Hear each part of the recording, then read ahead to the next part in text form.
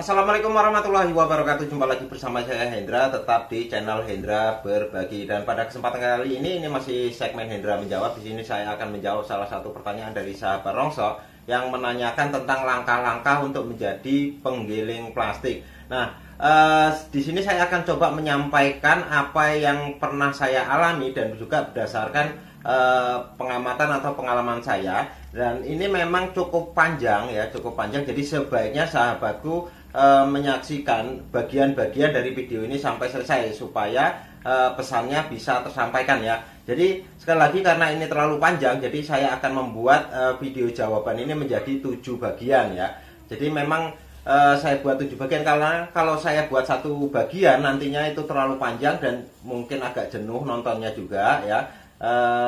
Sehingga nanti pesannya nggak tersampaikan. Mending saya potong-potong menjadi 7 bagian yang mungkin pendek-pendek bisa ditonton sampai selesai, sehingga apa yang saya sampaikan ini bisa bermanfaat bagi sahabatku semua. Amin ya rabbal alamin. Nah, jadi saya coba jelaskan untuk ini bagian yang pertama, yaitu langkah penggiling plastik.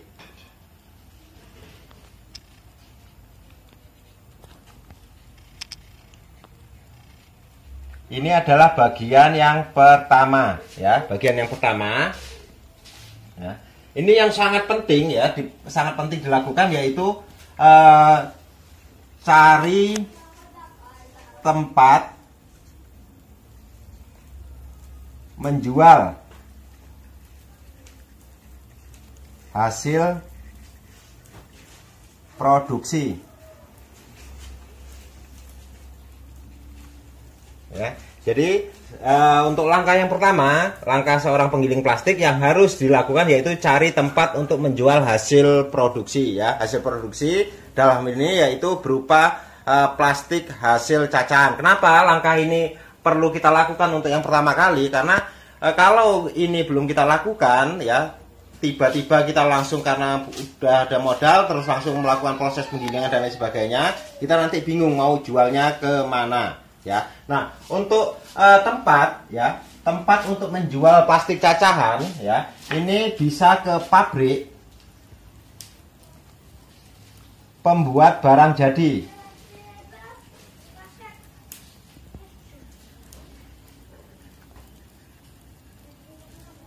Ya, pabrik pembuat barang jadi ini untuk tempat menjualnya ya. Nah, ini tempat pembuat barang jadi atau biji plastik ya.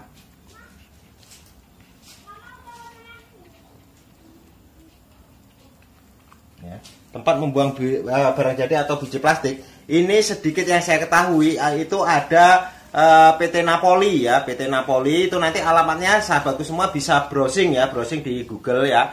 Ada PT Napoli, ada Sumber Plastik ya, Sumber Plastik itu di daerah Jawa Timur dan di Tangerang itu ada. Terus ada PT Prada Karya Perkasa ya, itu di daerah Jawa Timur juga ada, sekitar Mojokerto kalau nggak salah seperti itu. Terus ada PT Victoria ya, Victoria Plastik itu kalau nggak salah di daerah seputaran Semarang ya, di seputaran Semarang. Terus juga ada Langgeng Jaya Plastik ya. Di situ ya sahabatku nanti bisa browsing alamatnya di Google ya. Terus selain itu juga, selain di pabrik pembuat barang jadi atau pembuat biji plastik ya, untuk tempat menjualnya sahabatku ini bisa menjualnya ke trader atau khusus pembeli hasil cacahan ya. Jadi selain ke pabrik ya, sahabatku bisa ke trader atau pembeli hasil cacahan ya. Ini baru biasanya mereka para trader ini ya membeli hasil gilingan dari para penggiling. Nah, untuk selanjutnya mereka lah yang kirim ke pabrik penjual atau pembuat barang jadi ya. Untuk ini ya, ini mungkin di seputaran sahabatku ya, saya kurang paham lokasi sahabatku. Jadi mungkin sahabatku bisa cari informasi di situ. Siapa yang misalnya profesinya memang jual beli hasil cacahan ya. Nah, terus tujuan untuk kita cari tempat menjual hasil produksi yaitu yang pertama tujuannya Ya. Itu yang pertama, yaitu mengetahui atau tahu jenis barang yang diterima.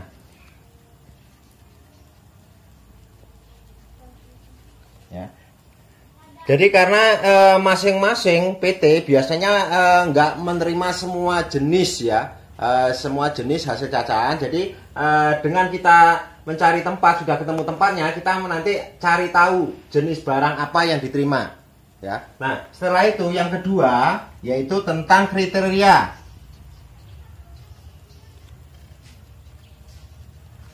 Kriteria barang. Ya, sekali lagi karena kriteria barang ini masing-masing pabrik juga mempunyai kriteria yang berbeda-beda.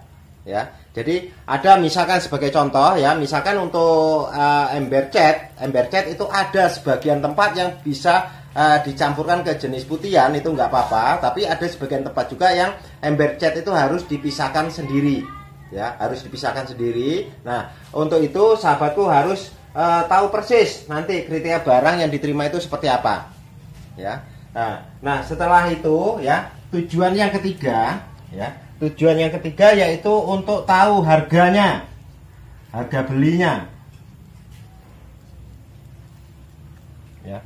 Dengan kita mengetahui harga beli dari pabrik tersebut ya, berarti itu adalah harga jual kita, harga jual penggiling ya. Dengan berdasarkan harga jual kita ya, harga jual penggiling ya, itu kita bisa nanti menentukan harga beli kita ya. Harga jual kita ya nanti dipotong dengan biaya-biaya operasional, biaya produksi dan lain sebagainya. Nah, nanti itu bisa ketahuan kita harus beli ke bawah itu berapa ya. Nah, di sini harga belinya. Terus juga yang harus dipastikan lagi nantinya yaitu tentang sistem pembayaran.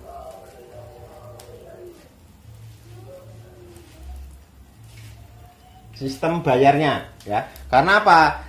Ada yang sistem bayarnya bisa transfer ya, transfer di hari itu juga, atau mungkin tunai, atau mungkin ada yang sistem tempo ya, berapa hari dari kita pengiriman baru dibayar. Ada yang setelah kita kirim hari ini ya, mereka melakukan proses ya, untuk memilah nanti kira-kira barang mana yang diretur ya, setelah berapa hari ya, itu baru mereka kirim. Jadi tujuan kita mencari tempat untuk menjual hasil produksi, saya ulangi ya, yang pertama untuk tahu jenis barang apa yang diterima ya, terus yang kedua kriteria barang apa yang diterima. Nah, selanjutnya adalah harga beli ya, harga beli pabrik tersebut berapa, terus sistem pembayaran seperti apa.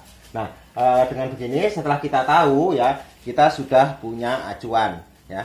Ini untuk bagian yang pertama ya, lebih dan kurang saya mohon maaf. Untuk selanjutnya ya, masih tentang langkah penggiling plastik, ini untuk yang bagian kedua di video lain setelah ini ya. Tetap simak, lebih dan kurang saya mohon maaf. Wassalamualaikum warahmatullahi wabarakatuh. Tetap sukses.